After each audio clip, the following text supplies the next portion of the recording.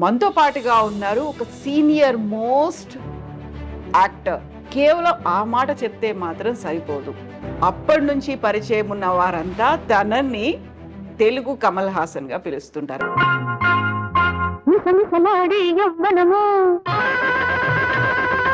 జని నవరాగిని వినిన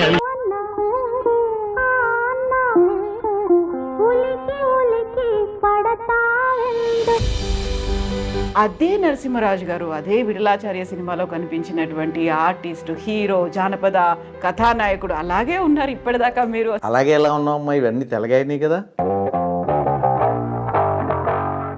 ఫిల్మ్ ఇండస్ట్రీలో బోల్డని పార్టీలు అంటారు, లేకుంటే వర్క్ లోడ్ ఎక్కువైపోయింది, స్ట్రెస్ ఎక్కువైపోయింది. పార్టీస్కి వెళ్ళేంత ఫ్రెండ్షిప్ లేదండి నాకు. అదే నాకు మైనస్ కూడా. సో మనవాడు అని చెప్పుకోవటానికి నాకు ఎవరు లేరు.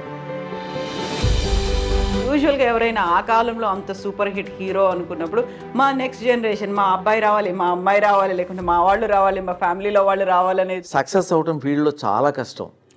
ఇప్పుడు ఎందుకంటే దాసనారాయణరావు అన్నీ ఉండి కూడా వారి అబ్బాయిని పైకి తీసుకురాలేక, ఏది చేస్తే పాపమో ఏది చేస్తే పుణ్యం. అందుకే అందరూ పుణ్యాత్ములు అయిపోతే ఎలా మీరు అనుకుంటారా? మీకు ఆ నమ్మకం ఉందా? నాకు అసలు మళ్ళీ జన్మ అనేది వద్దని దేవుణ్ణి నేను కోరుకునేది. ఎందుకంటే ఈ వయసులో ఇంత బిజీగా ఇన్ని అవకాశాలు రావండి ఎవరికి. అటువంటిది నాకు రాని భాషలో, నాకు తెలిసిన భాషలో నాకెవరు తెలుగువారు ఇవ్వకపోయినా, సిరగడి కాసేయ్ అనేది విజయ్ టీవీలో వెళ్తాను 9 గంటలకి. అది తెలుగులో తీస్తున్నారు. తెలుగులో తీస్తూ నా వేషం నేను అడిగితే నాకు ఇవ్వలేదు. ఆయన ఓల్డ్గా ఉన్నారు. ఇక్కడ ఓల్డ్ క్యారెక్టర్ అప్పుడు మరి పిచ్చివాళ్ళ.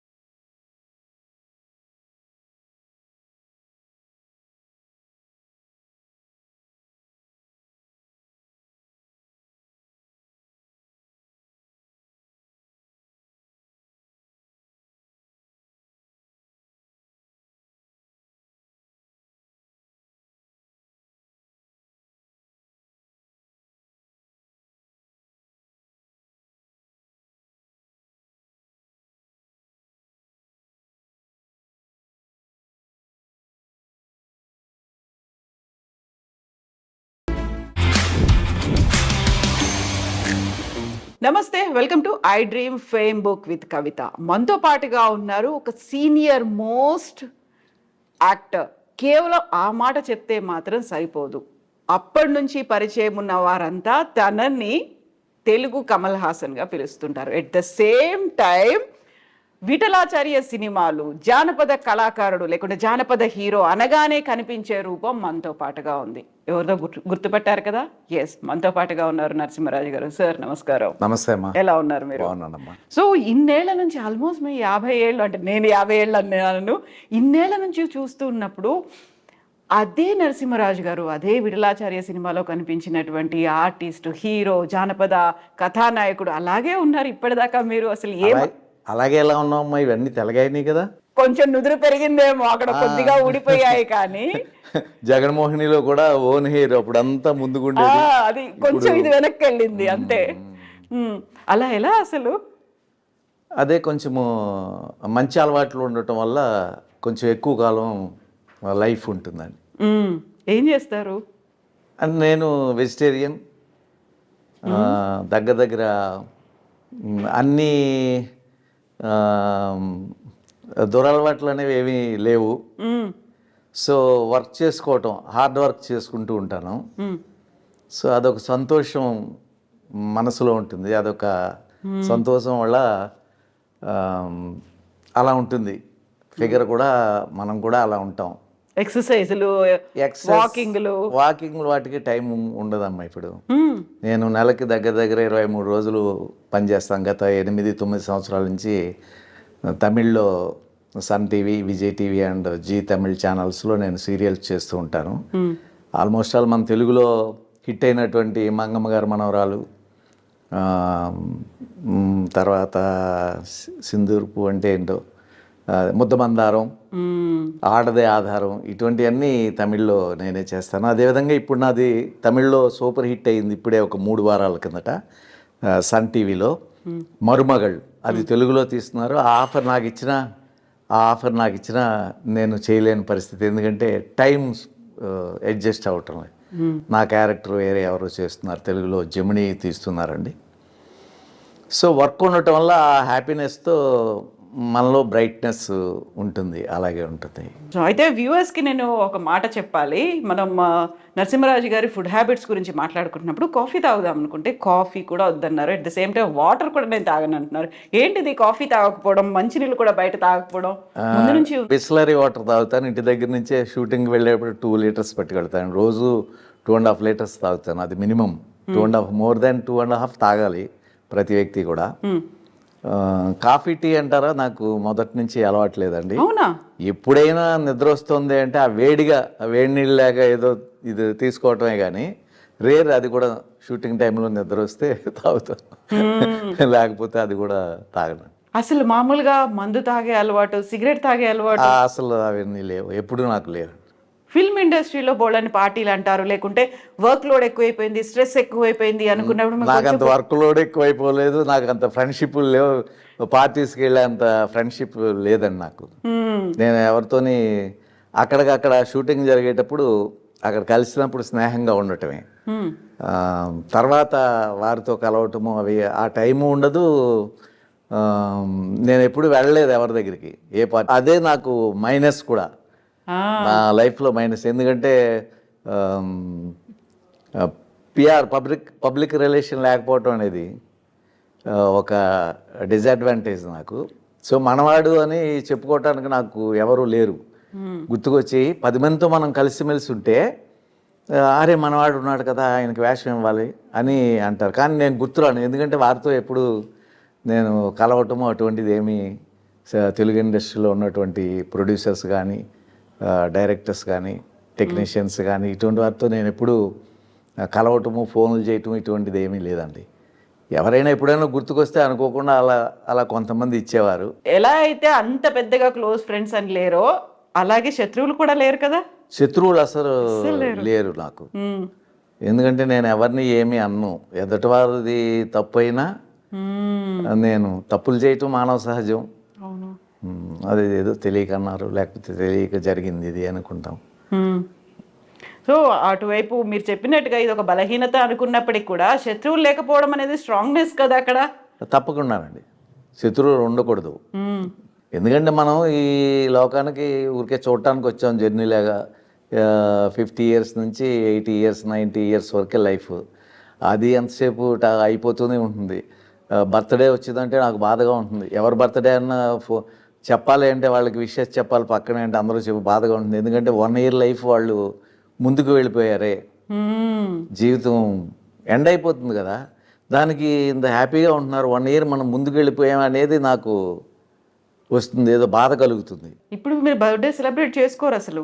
బర్త్డే అసలు చేసుకోండి, ఎవరైనా ఫోన్ చెప్పడం కూడా, విష్ చేస్తే ఎవరికి చెప్పడం కూడా, ఎవరికో కానీ తెలియదు, చాలా మందికి తెలియదు.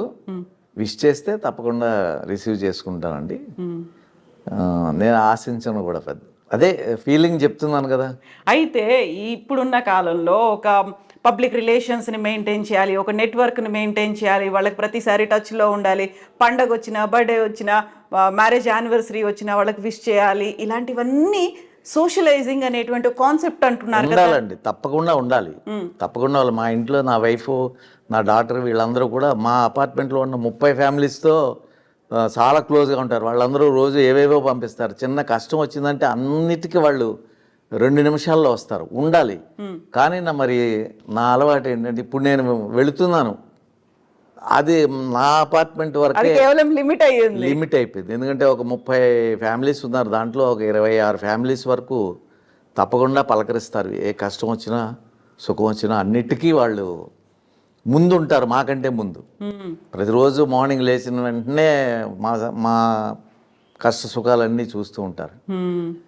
సో అందుకని వారి మీద అరే మమ్మల్ని ఇంతలా కాపాడుతున్నారే అని వారితో మాత్రమే నాకు అనుబంధం. సో మిగతా దినచర్య మనకి షూటింగ్లు ఉన్నప్పుడు వాటర్ ఎలాగో మీరు తీసుకెళ్తుంటారు, దాంతోపాటుగా తీసుకునే దాని మీద కూడా వాట్ యు ఈట్ అనేదే కనిపిస్తూ ఉంది కదా. మీరు ఏం తింటారో మీరు అలాగే ఉంటారు అంటారు. సో సాత్విక ఆహారమే తింటారు, కాకపోతే తీసుకోవాల్సినటువంటి ఫుడ్ కావచ్చు, లిమిట్ అనేది ఉంటుంది, ఏది అవాయిడ్ చేయాలనేది ఉంటుంది. డాక్టర్లు కూడా చెప్తుంటారు మీరు ఏదైతే అవాయిడ్ చేస్తున్నారో అదే మీ హెల్త్కి మంచిది అనేది చెప్తుంటారు కదా. నేను ఫ్రూట్స్ ఎక్కువ తింటానండి. షూటింగ్లకు వెళ్ళటం వల్ల పెద్దగా ఎక్స్పెక్ట్ చేయను, ఫ్యామిలీ ఉండరు కాబట్టి నేను బయటే తినాలి అవి. సో అందుకని ఎక్కువగా పెరుగన్నం తింటాను, ఏదో సాంబార్ అన్నం తింటాను అంతే. ఈవినింగ్ ఏదో చపాతీ, ఒక 2 చపాతీ తింటాను. ఫ్రూట్స్ మీద ఎక్కువ ఆధారపడతా, బయట ఉంటాను కాబట్టి. సో నాకు షూటింగ్ నైట్ టైం నాకు నా పక్కనే నేను ఉన్నటువంటి పక్క స్ట్రీట్లో మాకు బ్రాహ్మిన్స్ మెస్ ఒకటి ఉంది, అక్కడ చాలా హోమ్ ఫుడ్లా ఉంటుంది. సో నాకు టిఫిన్ ప్రాబ్లం లేకుండా ఇంట్లో చేస్తున్న విధంగా అది నాకు ఇస్తూ ఉంటారు వాళ్ళు. నైట్ లేట్ అయినా 10 గంటలకి నాకు ఇస్తూ ఉంటారు. ఎక్కువగా ఫ్రూట్స్ మీద, డ్రై ఫ్రూట్స్ మీద ఆధారపడి ఉంటాను. అందుకని పెద్దగా ఏమీ డిఫరెన్స్ తెలియటం లే. 72 years, అందులో 50 years ఫిల్మ్ ఇండస్ట్రీనే. అందులో డిఫరెంట్ షెడ్యూల్స్ అనేవి ఉంటాయి. ఒక్కోసారి టైంకు తినకపోవచ్చు, డే నైట్ షెడ్యూల్స్ ఉంటాయి. అప్పుడు ఏం చేసేవాడు? నైట్ వర్క్ చేసే అంత బిజీగా ఎప్పుడు లేము. జస్ట్ మార్నింగ్ నుంచి నేను 4 o'clock లేస్తాను. లేచి లైట్గా అన్నీ చేసి 6:30 అట్లా నన్ను తీసుకెళ్ళడానికి బండి పంపిస్తారు, వెళ్తాం. 9 o'clock వదిలేస్తారు. 9 o'clock తర్వాత వచ్చి 10-10:30కి నిద్రపోతాం. కొంచెం ఇప్పుడు వయసు రీత్యా నిద్ర సరిగా పట్టడం లేదు, అందుకే కొంచెము ఇవన్నీ రావటం. కానీ వర్క్ ఉన్నప్పుడు మనం చేసుకోవాలి. అందులో నాకు అప్పట్లో పెద్దగా వర్క్ ఉండేది కాదు. ఇప్పుడు అనుకోకుండా ఈ 7-8 సంవత్సరాల నుంచి నాకు మంచి వర్క్, నేను చేయలేనంత వర్క్ చాలా ఆఫర్స్ నాకు వస్తూ ఉంటాయండి. అయినా అంత అవసరం లేదని దాంట్లో సెలెక్ట్ చేసుకుని నేను చేసుకుంటూ with my family very happy అని. దేవుని నమ్ముతారా? తప్పకుండా నమ్ముతాను. పూజలు అంటే ఎప్పుడూ నేను దేవుడి దృష్టిలోనే ఉంటాను. అందుకని స్పెషల్గా పూజ నేను చేస్తాను ఎవ్రీడే. నేను గులాబీ పూలు అవి నా పక్కనే అన్నీ, అది నేనున్న మెయిన్ రోడ్లో అన్నీ ఉంటాయి. నేను ఖాళీగా ఉంటే డెఫినెట్గా పువ్వులు తెచ్చి ప్రతిరోజు పెడతాను. 2-3 రోజులు షూటింగ్ లేకపోతే దేవుడికి పెడతాను. అంటే అలంకరణ నాకు ఇష్టం. దేవుడు తీసేసుకుంటాడని మనం పెట్టామని కాదు, అలంకరణ ఇష్టం. దేవుడు అంటే ఎవరో అని చెప్పలేం, ఎందుకంటే రాముడు, కృష్ణుడు, జీసస్, బుద్ధుడు అందరూ కూడా దేవుళ్ళు అని ఒక్కొక్క మతం వాళ్ళు అలా అంటారు. వారందరూ కూడా మనుషుల కింద పుట్టి అనేక అవస్థలు పడి, రాముడు ఎన్ని కష్టాలు పడ్డాడు, కృష్ణుడు ఎన్ని కష్టాలు పడ్డాడు, అదేవిధంగా జీసస్ ఎన్ని కష్టాలు పడ్డారు చివరిని కూడా. సో వీరందరినీ దేవుడని అందరూ పూజిస్తూ ఉంటారు. నాకేంటంటే వీరందరూ వచ్చారు దేవుని రూపంలో, కానీ దేవుడు అనేవాడు ఎవరో ఉన్నారు, ఏదో శక్తి ఉంది. అది మనం ఎవరో చూడలేదు, ఎవరన్నా చూసారేమో కూడా తెలియదు, చూడలేదు. కాబట్టి ఆ కనిపించని అదృశ్య శక్తికి తప్పకుండా మనము ప్రతిరోజు నమస్కరించాలి. అదేవిధంగా మనము మన యొక్క విధి అంటే మనం చేసే పనులు, న్యాయం, వృత్తి ధర్మం, ఆ వృత్తి ధర్మం పాటించి ఆ టైం మెయింటైన్ చేసి ఎదటి వాళ్ళకి కష్టం కలగకుండా, నష్టం కలగకుండా మనం పనిచేస్తే మనుషుల రూపంలో దేవుడు తప్పకుండా సహాయం చేస్తాడు. మనకు ఫుల్గా వర్క్ ఉంటుంది. మనకు ఫుల్గా వర్క్ ఉంటే మన వెనకాల కుటుంబం హ్యాపీగా ఉంటారు. సో ఇప్పుడు దేవుడితో పాటుగా కర్మ సిద్ధాంతాన్ని కూడా నమ్ముతారు మీరు? తప్పదమ్మా, మనకు ఆలోచిస్తే అంతే కదా. అందరూ వస్తున్నారు, అందరూ వెళ్ళిపోతున్నారు, మరి ఏమీ పట్టుకెళ్ళటం లేదు ఎవరు. మరి ఎందుకు ఈ కక్షలు అవి ఎందుకో అర్థం కాదు, ఎందుకు ఈ ఆస్తులు అవి ఎందుకో అర్థం కాదు. అందుకని తప్పకుండా మనం నమ్మాలి. ఏదో అదృశ్య శక్తి ఉంది, అది దేవుడు అవనివ్వండి ఏమవనివ్వండి తెలియదు. కళ్ళకి ఈ ప్రకృతి అంతా కనిపిస్తుంది, అంటే సూర్యుడు అవనివ్వండి, మనకు వాయువు, పీల్చే గాలి, ఆక్సిజన్ అంతా వాయువే కదా. అలాగే భూమి మీద ఉన్నాము, అనేక మండలాలు, ఆ మండలాలు భూమి మీద ఉన్నాము, మిగిలిన మండలాల్లో ఏముందో మనకి తెలీదు. ఇదంతా తెలియదు. కొన్ని వేల సంవత్సరాల నుంచి ఎవరికీ అర్థం కానిది, కొన్ని వేల అంటే లక్షల సంవత్సరాల నుంచి అర్థం కాని విషయం ఇది. అందుకని మనం అది కనిపెట్టలేము. సో అది నమ్మి మనము మనకి జన్మించినందుకు మంచిగా ప్రవర్తించి మన చుట్టుపక్కల ఉన్న వాళ్ళని ఆదరించి వాళ్ళ కష్టం మన కష్టం మనం కష్టంలో ఉండే వాళ్ళకి కష్టం తీర్చలేము వాళ్ళ కష్టం. అవును. ఏం చేయగలమో అది మనం చేస్తే మన జన్మ సార్థకం అవుతుంది. అయితే ఇప్పుడు దేవుడు కర్మ సిద్ధాంతం ఇవన్నీ నమ్మిన తర్వాత దయ్యాలు ఉన్నాయి అనేది కూడా నమ్ముతారా? ఏమోనమ్మా, దెయ్యాలు ఉన్నాయని నేను ఎప్పుడు చూడలేదు, నాకు ఎప్పుడు కనిపించలేదు. చాలామంది పల్లెటూరులో కూడా, మేము పల్లెటూరులో ఉన్నప్పుడు ఏదో చీపురు కట్టలతో కొట్టడము, దెయ్యం పట్టడము, అరవటము, మళ్ళీ తగ్గిపోయిందంటాం, కొట్టిన వెంటనే ఇట్లా ఉన్నాయి. సినిమాల్లో పనిచేసాము. అందుకే లింక్ చేద్దాం. నేను సినిమా అనగానే అదే ఆ చాలా సినిమాల్లో, దెయ్యాల సినిమాల్లో నేను పనిచేశాను, కానీ నేను ఎప్పుడు చూడలేదండి. ఒంటరిగా కూడా పెద్దగా నేను ఇప్పుడు ఒంటరిగానే ఉంటాను ఇక్కడ, నాకు భయమని అనిపించలేదు. అటువంటి సిచ్యువేషన్స్ ఏమీ రాలేదు. కళలు వస్తూ ఉంటాయి, ఆ కళలు అసలు మనకు సంబంధం లేనివి ఏవో వస్తూ ఉంటాయని మళ్ళీ మర్చిపోతూ ఉంటాం. వాటి అర్థాలు అవి ఏమన్నా ఉంటాయో ఏదో కూడా తెలియదు. పాములు కనిపిస్తాయి, ఏదో కొండలు ఏవో కనిపిస్తూ ఉంటాయి. అయితే ఇప్పుడు విఠలాచార్య గారి సినిమాల్లో చాలా వరకు దయ్యాలు ఉంటాయి, భూతాలు ఉంటాయి, ఆ కాళ్ళు ముందుకున్నాయా వెనక్కున్నాయా, తెల్లటి ఆకారంలో జుట్టు విరబోసుకొని ఇవన్నీ కనిపిస్తున్నాయి. మీరు చేసిన మెజారిటీ సినిమాల్లో, అంటే ఆ టైంలో వచ్చిన, ఆ కాలంలో వచ్చిన, పల్లెటూరులో మరి అవే చెప్తారు కదా. విఠలాచార్య గారు తీశారు అంటే ఆయన కూడా విని పుస్తకాల్లో చదివి, చందమామ, బాలమిత్ర ఇటువంటివి చదివి, దెయ్యాలనేవి ఇలా ఉంటాయి, పాదాలు ముందుకుంటాయి, వేళ్ళు వెనక్కు ఉంటాయి, ఇలా నడుస్తాయి, తెల్లగా ఉంటాయి, అట్లా అని అవన్నీ చదివాము కదా. విఠలాచార్య సినిమాలో నాకు ఇప్పటికే జగన్మోహిని అనుకుంటాను కదా, పొయ్యిలోనే ఇలా కాళ్ళు పెట్టి వంట చేయడము అనేది, ఇవన్నీ కూడా అసలు ఆ థాట్ ఎలా వచ్చేది? ఏం చేసేవాళ్ళు ఆ టైంలో? మీరేం అడిగేవాళ్ళు ఆయన్ని, నిజంగా ఇలా ఉంటాయా? లేదండి, మేము ఎప్పుడు అడిగేవాళ్ళం కాదు. ఎందుకంటే ముందు పుస్తకాల్లో చదివాం కదా దెయ్యాలు ఉంటాయని. సో దెయ్యాలు లేవని మనం చూడలేదు, మనకు కనిపించలేదు. అందరికీ కనిపించవు అవి, ఒక్కొక్క నక్షత్రాన్ని బట్టి కనిపిస్తాయట. అందుకని ఉన్నాయా అంటే లేవని చెప్పలేము, ఉన్నాయంటే ఉన్నాయని చెప్పలేము, మనం చూడలేదు కాబట్టి. లేవా అంటానికి ఇంకొకళ్ళు కనిపించిన వాళ్ళు చెప్తున్నారు కాబట్టి ఉన్నాయని అనుకోవాలి. అయితే విఠలాచార్య గారి సినిమాల్లో ఎంత అయితే ఇవన్నీ దయ్యాలు ఇవన్నీ అనుకుంటామో, జానపద గాథలు అనేవి చాలా ఎక్కువ ఉంటాయి. జానపద కథానాయకుడు నరసింహరాజు గారు అనగానే అలా ఒకటి ఫిక్స్ అయిపోయింది కదా, విఠలాచార్య సినిమా అనగానే ఇలా ఫిక్స్ అయిపోయింది. ఆ టైంలోనే మీరు సూపర్ హిట్ హీరో అక్కడ. జానపద చిత్రాలు అంటే మీరే కనిపించేవాళ్ళు. మీతో పాటుగా కాంతారావు గారు కూడా, కత్తి యుద్ధం కాంతారావు, జానపద కళాకారులు, ఎలా ఉండేది ఆ టైంలో? కాదండి, అంటే రామారావు గారు ఫస్ట్ చేసేవారు, తర్వాత కాంతారావు గారు చేసేవారు. వారు చేసినప్పుడే నాకు విఠలాచార్య గారు అవకాశం ఇచ్చారు. నాతో తీసిన తర్వాత ఇంకా వారెవరు చేయలేదండి. రామారావు గారు ఒక్కటి చేశారు, సింహబలుడు అని ఒక్కటి చేశారు. కాంతారావు గారు హీరోగా చేయలేదు. కాంతారావు గారు పొజిషనే నాకు ఇచ్చారు విఠలాచార్య గారు.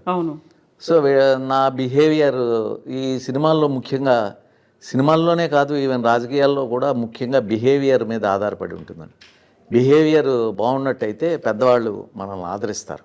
సో నా బిహేవియర్ ఎలా ఉండాలి ఏంటనేది నా అనుభవం ద్వారా నేను డే బై డే నేను నేర్చుకోవటం వల్ల, నా బిహేవియర్ వల్ల విఠలాచార్య గారికి వారు తీసిన అన్ని పిక్చర్లు నేనే చేశాను హీరోగా. అంటే నా బిహేవియర్ వారికి నచ్చింది. నా టైమింగ్ అవ్వనివ్వండి, నేను చేయటం, నా విధేయతగా ఉండటం. సో వారు అన్ని పిక్చర్లు, జగన్మోహన్ తర్వాత గంధర్వ కన్య, నవమోహిని, మోహిని శపథం, ఇలాంటివన్నీ. అదేవిధంగా పక్కన వారి శిష్యులైనటువంటి పింజల సుబ్బారావు గారు 1 సంవత్సరంలో 3 సినిమాలు, త్రిలోక సుందరి, లక్ష్మీ పూజ, మహాశక్తి, ఇటువంటివన్నీ చేశాను. ఆల్మోస్ట్ ఆల్ జయలలిత గారు, వాణిశ్రీ గారు తప్ప మిగిలిన అందరు హీరోయిన్స్తో, జయసుధ గారు, లత గారు, మంజుల గారు, మాధవి గారు, కవిత, ప్రభ, అందరితో కూడా అందరితో నేను వర్క్ చేశా హీరోగా. వారందరూ హీరోయిన్స్గా ఉండేవారు. సో బిహేవియర్ వల్ల కూడా నాకు దగ్గర 100 మూవీస్ చేశానండి. బిహేవియర్ వల్ల అందరూ ఇచ్చారు. నేను వారితో స్నేహం లేకపోయినా సో ఈ వేషానికి వారు బాగుంటారు. ఇక ఏంటంటే నాకు అవకాశం జగన్మోహన్లో ఇచ్చారు కాబట్టి నేనే అన్నీ చేయటం వల్ల, నేనే కథానాయకుడిని, ఈయనొక్కరే రాజకుమారుడు అని అనుకోవటమే తప్పదా. మిగిలిన ఎవరికిచ్చినా బాగుంటారు కదా, ఎవరికిచ్చినా ఆ వేషం వేసుకుని అలా విగ్గి పెట్టుకుని అటు ఉంటుంటే కొంచెం బాడీ అది ఉన్నవాళ్ళు చక్కగా ఉంటారండి. అవకాశం ఎవరికి ఇవ్వకుండా నాకే విఠలాచార్య గారు మిగిలిన ప్రొడ్యూసర్స్ కూడా ఇవ్వటం జరిగింది. సో విఠలాచార్య గారు నేను ఇండస్ట్రీలో ఇప్పుడు తమిళ్లో చేస్తుంది, నేను తమిళ్ సీరియల్స్ గురించి చెప్తారు, జగన్మోహిని గురించి చెప్తారు. విఠలాచార్య గారి హీరో జగన్మోహిని గురించి ఇప్పటికీ మాట్లాడుతూ ఉంటారు. సో ఇప్పటికే నన్ను నిలబెట్టిందంటే విఠలాచార్య గారు జగన్మోహిని మెయిన్ అండి. సో సోషల్ పిక్చర్స్లో దాసనారాయణరావు ఇచ్చినటువంటి తూర్పు పడమర, కన్యాకుమారి, ఇది ఎక్కడ న్యాయం వారు ఇచ్చిన. సో ఫస్ట్ నన్ను ఇంట్రడ్యూస్ చేసిన నవశక్తి ప్రొడక్షన్స్ బివి ప్రసాద్ గారు డైరెక్టర్, వారు ఇంట్రడ్యూస్ చేశారు నన్ను ఆ కంపెనీ ద్వారా. సో వారి పుణ్యాన్ని ఇప్పటికీ నేను 53 సంవత్సరాలు మీరు చెప్పినట్టు 53 ఇయర్స్గా 69లో వెళ్ళాను ఇండస్ట్రీకి. 53 ఇయర్స్గా నేను వర్క్ చేస్తూనే ఉన్నాను. సో అప్పటికంటే ఇప్పుడు మేము చాలా హ్యాపీ, ఎందుకంటే హెవీ వర్క్ కాబట్టి. అంటే హ్యాపీ అంటే మనకి అత్యాశ లేదు కాబట్టి, నాకు ఇంత రావాలి నాకు నేను ఇలా ఉండాలి, నా వెనకాల ఇలా ఉండాలి, నాకు ఇన్ని బిల్డింగ్లు ఉండాలి, ఇటువంటి అత్యాశ లేదు. ఈవెన్ ఆశ కూడా లేదు నాకు. అత్యాశ మాట అటు ఉంచండి, ఆశ కూడా లేదు. భగవంతుడు ఎలా నడిపిస్తే అలా. రాత్రి పగలు లాగా, పగలంటే బ్రైట్నెస్, తప్పకుండా రాత్రి అవుతుంది, చీకటి అవుతుంది. సో జీవితంలో ప్రతి వాళ్ళకి పగలనే బ్రైట్నెస్ ఉంటుంది, జీవితం హ్యాపీగా ఉంటారు. కష్టం అనేది వస్తుంది రాత్రి సమయంలో. మనం పూజించకపోయినా మళ్ళీ భగవంతుడు మళ్ళీ ఏ విధంగా తెల్లవారుతుందో ఆ విధంగా తెల్లవారి మళ్ళీ బ్రైట్నెస్ వాళ్ళ జీవితాల్లో వస్తూ ఉంటుంది. అట్లా ఇవన్నీ తెలుసుకుని అందరూ బాగుంటే అసలు భూమి మీద కష్టం అనేదే ఉండదండి. ఉన్నవాళ్ళు, డబ్బున్న వాళ్ళు మంచి మనసుతో, ఎక్సెస్ డబ్బుని ఏం చేసుకుంటారు? ఏం చేయలేరు కదా. మీరు తినేది నేను కొంచెం ఎక్కువ తినొచ్చు, లేకపోతే కొంచెం 2-3 కర్రీలు చేసుకోవచ్చు, అంత చేసుకోవచ్చు. కానీ మీరు అంతకంటే ఎక్కువ తినలేము కదా. సో మిగిలినంతా ఏముందండి, మిగిలినంతా ఎవరో ఏమి పట్టుకెళ్ళలేము. సో మన పక్కోడు కూడా బాధ ఉంది అంటే వాళ్ళని చూసినట్టయితే అసలు ఈ భూమి మీద మనిషికి కష్టమే ఉండదు. ఈ మనుషులు కూడా ఇతర జీవుల గురించి భగవంతుడు ఇస్తున్నది సరిపోదు అన్నట్టుగా ఎన్నో వెజిటేరియన్ అనేక కూరలు, కూరగాయలు, పళ్ళు అనేకమైన ఇస్తూ ఉంటే, ఇవన్నీ వీటితో పాటు ఇంకా జీవుల్ని, నోరు లేని జీవాలని హింసించి కోసేసి వాటన్నిటిని తినటం కూడా అంత నాకైతే ఇష్టం లేదు. ఎందుకంటే మనకు లేకపోతే మనం తిన్నాం, ఏమీ దొరకని చోట అప్పుడు ఒక జీవిని కోసి తిన్నాము అంటే బ్రతకటం కోసం అది కూడా తప్పే. పోతే పోయామని తినకూడదు, దాన్ని ఆదరించాలి. కానీ అటువంటి సమయంలో తిన్నామంటే ఒక అర్థం. సరదా కోసం, ఫంక్షన్ కోసం, గొప్ప కోసం నోరు లేని జీవాలను అయ్యో అయ్యో అని అరుస్తూ ఉంటే వాటిని అయితే ప్రోటీన్స్ వస్తాయి అనేది కూడా, ప్రోటీన్స్ ఎక్కువైతే యూరిక్ యాసిడ్ ఎక్కువయ్యి కాళ్ళు అయ్యి లావయ్యి నడవలేని పరిస్థితి వస్తుందండి. అది తెలుసా? ప్రోటీన్స్ ఎక్కువైతే. మీకు ప్రోటీన్స్ కావాల్సిన వాటిలో కాదండి, అన్ని పెసలు రాత్రి నానబెట్టి, ఈ రాత్రి నానబెడితే నెక్స్ట్ డే మార్నింగ్ వాటర్ తీసేసి దానిపైన ఉట్టి మూత పెడితే అవి మొలకలు వస్తాయి. ఆ మొలకలు ఇన్ని తింటే మీరు 1/2 కిలో మటన్ తినడానికంటే ఎక్కువ ప్రోటీన్స్ ఉంటాయండి. సో అట్లాగే బాదం పప్పు, 4-5 బాదం పప్పు, వేరుశనక్కాయలు, ఎన్నో ఉన్నాయండి మనకి. ఎన్ని డ్రై ఫ్రూట్, ఖర్జూరం, ఇంకా ఫ్రూట్స్ తీసుకుంటే బనానా, ఇవి మ్యాంగో టైంలో మ్యాంగో, బనానా, ఇవన్నీ ఎటువంటి ఉంటాయండి, ఎటువంటి ఆహార పదార్థాలు. ముందు నుంచి మీరు తినకపోయేవాళ్ళ అసలు నాన్ వెజ్? నేను మానేసాను తెలుసుకుని. 40 సంవత్సరాల కిందట నేను ఫుల్ నాన్ వెజిటేరియన్. రాజులం కదా మేము, క్షత్రియాస్. సో విలేజెస్లో చేపల చెరువులు పాడుకుని వాటిలో ఉన్న చేపలన్నీ తెచ్చి మా మదర్ తినరు, నా డాటర్ తినరు. సో నేను ఆలోచన వచ్చి నేను ఇవన్నీ ఆలోచిస్తూ ఇది తప్పు, ఇది తప్పేమో. నేను అది తప్పు అంటం లేదండి. నాకెందుకు వచ్చిన గొడవ మనుషులతో, ఎదుటి వాళ్ళు అని చెప్పడానికి. మీరు తింటుంటే తినకూడదు అని నేనేమన్నా చెప్పడానికి? మీ ఇష్టం మీది. నాకు అనిపించింది కాబట్టి నేను మానేశాను కాబట్టి నేను ఆరోగ్యంగా ఉన్నాను. ఇది మీరు ఆలోచించుకోండి. ఇప్పుడు ఫిల్మ్ షూటింగ్స్ లో కావచ్చు, ఇంకా మీరు రెగ్యులర్ సర్కిల్లో అయ్యేటువంటి ఫంక్షన్స్ లో కావచ్చు, అక్కడ ఎవరైనా నాన్ వెజ్ పెట్టారనుకోండి, పెట్టినా వాళ్ళకి తెలుసు, అందరికీ తెలుసు. మీరు తినరు, పక్క వాళ్ళు తింటారు కదా. నేనేమనుకోను, ఏం సలహా కూడా ఇవ్వను, తినకూడదు అది ఇది కూడా నేను చెప్పను. ప్రపంచం జరుగుతుంది. ఎందుకంటే మరి పుణ్యాత్ములు, పాపాత్ములు ఉంటారు కదమ్మా. ఏది చేస్తే పాపమో, ఏది చేస్తే పుణ్యం. అందుకే అందరూ పుణ్యాత్ములు అయిపోతే ఎలా, అందరూ పాపాత్ములు అయిపోతే ఎలా? పుణ్యాత్ములు ఉంటారు. ఆ బ్యాలెన్స్ అనేది మెయింటైన్ చేయాలంటారు. సృష్టి మెయింటైన్ చేస్తుంది. ఆ థాట్ రానివ్వదు. కొంచెం మంచి వాళ్ళు మరి గత జన్మలో అవి ఉన్నాయో లేదో నాకు తెలీదు. గత జన్మలో అవి ఉంటే మరి కింద జన్మ కంటే ఏదన్నా మంచి చేసి ఉంటే నెక్స్ట్ జన్మ ఏదన్నా మంచిది వస్తుంది. మీరు అనుకుంటారా? మీకు ఆ నమ్మకం ఉందా? నాకు అసలు మళ్ళీ జన్మ అనేది వద్దని దేవుణ్ణి నేను కోరుకునేది. ఎందుకు? ఎందుకంటే ఏ జన్మ ఇచ్చినా కష్టమే. భూమి మీద ఏ జన్మ ఇచ్చినా ఆ చిన్నప్పుడు పాపం తల్లిదండ్రులు కష్టపడి అవి జంతువులా ఉండేవి పెంచడం కోసం వాళ్ళు నానావస్థలు పడి పెంచుతాం. పెంచేసరికి మనం పెద్దవాళ్ళే అసలు తల్లిదండ్రుల జోలికి వెళ్ళాం, వాళ్ళు చూడం. మరి చాలా కష్టం కదా. వాళ్ళ జీవితం అంతా మనకిస్తే తల్లిదండ్రులను చూడకుండా ఎంతమంది అనాథాశ్రమాల్లో పెడుతున్నారు డబ్బులు ఉన్న వాళ్ళు తల్లిదండ్రుల్ని. కనీసం వాళ్ళని దగ్గర పెట్టుకుని వాళ్ళు జీవితాంతం ఎంత బాగా చూడాలి మనల్ని చూస్తున్నటువంటి వాళ్ళని, అన్నీ అర్పించిన వాళ్ళని. సో ఒక నమ్మకం అనేది ఉంటుంది కదా, గత జన్మలో మనం ఏదో పుణ్యం చేసుకుంటే ఈ జన్మలో మనుషులుగా పుడతారు అనేది కూడా ఉంటుంది. దాన్ని నమ్ముతారా మరి? నేను అసలు దేన్ని నమ్మరు అసలు? గత జన్మలు ఉంటాయని నేను నమ్మనమ్మా. గత జన్మ అనేది ఉండదేమో. అది ఏంటో ఈ సృష్టి అలా జరుగుతుందని తెలియదు. అంతే, వెళ్ళిపోయిన తర్వాత ఆగిపోయిన తర్వాత గుండె ఆగిపోయిన తర్వాత ఇంకేమీ లేదు. ఇది కూడా ఏంటంటే కర్మలు అవనివ్వండి లేకపోతే ఏమో తెలియదు. తల్లిదండ్రులు మనల్ని భూమి మీదకి తీసుకొచ్చిన తర్వాత వాళ్ళు కష్టాలు పడి వాళ్ళ జీవితాలు అయిపోతాయి. మళ్ళీ మనం అలా తల్లిదండ్రులు అవుతాం. ఒక సర్కిల్ అది జరుగుతూ ఉంది. రాత్రి పగలు ఎలా వస్తుందో అలా జరుగుతూ ఉంది. సరే, ఇంక తప్పదు. ప్రాణం వచ్చిందంటే పుట్టాము అంటే తప్పదు. అది ఏంటో తెలియదు కదా. మళ్ళీ నెక్స్ట్ జన్మ ఇంకోటి వచ్చిందంటే మనకి ప్రీవియస్ జన్మ తెలియదు కదమ్మా. మనం ఏం చేసామో ఏమీ తెలియదు. అయితే మీరు ఇప్పుడు ఒక మాట అన్నారు, నాకు అత్యాశ లేదు, ఆశ అసలే లేదు ఇవన్నీ అన్నప్పుడు, ఇన్నేళ్ల నుంచి 53 ఏళ్ల నుంచి మీరు ఇండస్ట్రీలో ఉన్నప్పుడు యూజువల్గా ఎవరైనా ఆ కాలంలో అంత సూపర్ హిట్ హీరో అనుకున్నప్పుడు మా నెక్స్ట్ జనరేషన్, మా అబ్బాయి రావాలి, మా అమ్మాయి రావాలి, లేకుంటే మా వాళ్ళు రావాలి, మా ఫ్యామిలీలో వాళ్ళు రావాలనేది మా పిల్లలు, మా అబ్బాయి రావాలని దగ్గర రాణా గారు, రాణా, దగ్గుబాటి రాణా, హైట్ గల్లా ఇదిగా ఉంటారు. రాణా గారే కదా ఆయన పేరు. దగ్గుబాటి రాణా ఆయనలా ఉంటారు. ఆయన కంటే ఇంకా ఫిజిక్ ఎక్కువ ఉంటుంది, అంత హైట్. అది ఆయన కెనడాలో ఉన్నాడు. కెనడా వాళ్ళకి ముందు చదువుకునే ముందు ఫీల్డ్కి వస్తా అన్నారు. నేను ఫీల్డ్లో ఉన్నటువంటి ఇన్ని సక్సెస్ అవటం ఫీల్డ్లో చాలా కష్టం. ఇప్పుడు ఎందుకంటే దాసనారాయణరావు అన్నీ ఉండి కూడా వారి అబ్బాయిని పైకి తీసుకురాలేకపోయారు. అలాగే అనేక మంది ఆర్టిస్టులు, ఎంఎస్ నారాయణ గారు, ఇంకా అనేక మంది ఆర్టిస్టులు వాళ్ళ పిల్లలను తీసుకురావాలనుకున్నారు, రాలేకపోయారు.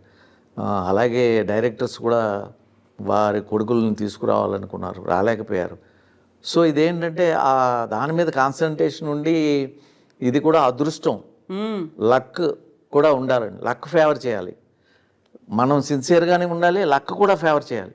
ఇక్కడ పాపం 25 సంవత్సరంలో 16లో వచ్చి 60 ఇయర్స్ అప్పుడు కూడా ఇంకా అలాగే ఉన్నవాళ్ళు, ఎక్కడికి వెళ్ళలేకుండా ఎంతమందో నేను చూశాను. నాతో పాటు వచ్చిన వాళ్ళు 50 సంవత్సరాల కింద వచ్చిన వాళ్ళు అలాగే ఏమీ లేకుండా అలాగే ఉండి పాపం ఇంకా అవుతాం అనుకునేవాడు. ఇవన్నీ చూసి భయం. సినిమా ఫీల్డ్ అంటే కొత్త వాళ్ళు ఎవరన్నా వస్తున్నారంటే నాకు చాలా భయం. ఎన్ని అవస్థలు పడతారో, ఏం కష్టపడతారో, ఏం ఇది. తర్వాత ఇన్ని పడినా వాళ్ళకి అది దక్కుతుందో లేదో. సో దాంతో మా అబ్బాయి మంచి డాన్సరు, చాలా మంచి డాన్సరు, చాలా బాగా మంచి నటుడు. నేను కాదు. అవునండి, తెలుసు నటుడు, మంచి నటుడు అని వాడే అన్నాడు. డాడీ మీరు ఆర్టిస్ట్ కాదు, నేను ఆర్టిస్టు, చూడండి అని అని నవ్వాడు. ఇలా చూసేసరికి ఏడుస్తుంటే కళ్ళంట నీళ్ళు వచ్చేసింది. నేను గ్లిజరిన్ పెట్టుకున్నా రావు, పొడుచుకున్నా. సో డ్యాన్స్ అనేది అప్పట్లో చిరంజీవి వీళ్ళు ఎంట్రన్స్లో ఈ బ్రేక్ డాన్సులు చేయకముందు వాడు అప్పట్లో ఏదో బ్యాట్ ఇలా అని అవి చేసి, ఇవన్నీ నీకు ఎలా తెలుసు అంటే నేను అన్నీ అబ్జర్వ్ చేస్తాను పక్కింట్లో అంకుల్ దగ్గర, అక్కడ అన్ని ఈ క్యాసెట్ చూసి ఆ క్యాసెట్ చూస్తాను. సో నేను సినిమా ఫీల్డ్కి వస్తాను. భయం వేస్తుంది, నాకు వద్దు అనిపించింది.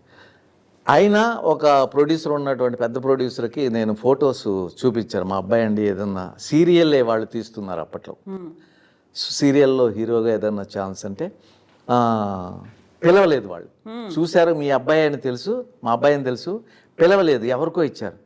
ఆ అబ్బాయి అసలు బాగోడు. అటువంటిది ఆ అబ్బాయికి వేరే అబ్బాయికి ఇవ్వటం జరిగింది. ఎందుకు ఇవ్వలేకపోయారు? వారికి ఎందుకు ఇచ్చారు వారికంటే వీడు పెద్ద ఆర్టిస్టు ప్లస్ పేరు నరసింహరాజు గారు అబ్బాయి అని తెలుసు. సో ఇన్నున్నా ఇవ్వలేదు అంటే ఇది అదృష్టం ఉండాలి, బిహేవియర్ ఉండాలి, రావచ్చు రాకపోవచ్చు. అందుకని వద్దని బాబు నేను ఎన్నో కష్టాలు పడి ఏదో ఇప్పుడు పేరు ప్రతిష్టలు తప్ప ఆర్థికంగా ఆహాని ఎదగలేకపోయాను, అది ఎందుకు ఏదైనా ఉద్యోగం చేసుకోమని చెప్తే ఆయన వెంటనే పెట్టుకుంటే మలేషియాలో జాబ్ వచ్చింది. అక్కడి నుంచి కెనడాలో ఏదో రాసుకుంటే కెనడాలో ఆయన ఇప్పుడు వెల్ సెటిల్డ్ అండి. మా అబ్బాయి వెల్ సెటిల్డ్. అంత ఇమ్మీడియట్ గా అలా యాక్సెప్ట్ చేసేసాడు. మీరు అంత కన్విన్సింగ్ గా చెప్పారా మీ అబ్బాయి? చెప్పాను అన్ని. ఒకసారి అడిగాడు టక్కుని చెప్పేశారా? ఒకసారి అడిగాడు సరేనా. అక్కడికి ఇప్పుడు తను ఆ ప్రోగ్రామ్ ఈ ప్రోగ్రామ్ ఖాళీగా ఉన్నప్పుడు సరదాగా డాన్స్లు అవి చేస్తాడు. అనేక మంది ఫ్రెండ్స్ ఉంటారు కదా ఆ ఫంక్షన్స్లో, వాటిలో హీరో లాగానే మా కోడలు కూడా చాలా మంచి అమ్మాయి. మా కోడల్లాగా అందరు కోడళ్ళు ఉండాలని కోరుకుంటా. ఎందుకంటే ఆవిడ కూతుర్లాగా తల్లిదండ్రులు చూసుకున్నట్టుగా నన్ను నా వైఫ్ని చూసుకుంటుంది మా కోడలు. సో అందుకని అందరూ మా కోడల్లా ఉంటే బాగుండే అని అనుకుంటాను. అత్తమామలు కూడా అలాగే ఉండాలి కదా. కోడళ్ళు ఎలా ఉండాలి? లేదండి, వాళ్ళ బిహేవియర్ని బట్టి వీళ్ళలో మార్పు వస్తుంది. ఒకప్పుడు వీళ్ళలో మార్పు రాకపోయినా మనం అలాగే చూసుకున్నట్టయితే ఒకరోజు కాకపోతే ఒకరోజైనా వీళ్ళలో మార్పు వస్తుంది. అలా ఉండాలని కొంచెం కష్టమైన పని. చూద్దాం. అంత వెల్ సెటిల్డ్ కెనడాలో బాగుంది అనుకున్నప్పుడు ఇంకా నరసింహరాజు గారు ఆ ఇంట్రెస్ట్తో సినిమాలు సీరియల్ కంటిన్యూ చేస్తున్నారా? అంటే నేను కెనడా 2 సార్లు వెళ్ళటం జరిగింది. 3 months 4 months ఉండి రావటం అది జరిగింది. ఎప్పుడైనా వెళ్ళొచ్చు. కెనడా అనేది మా అబ్బాయి దగ్గరికి ఎప్పుడైనా వెళ్ళొచ్చు.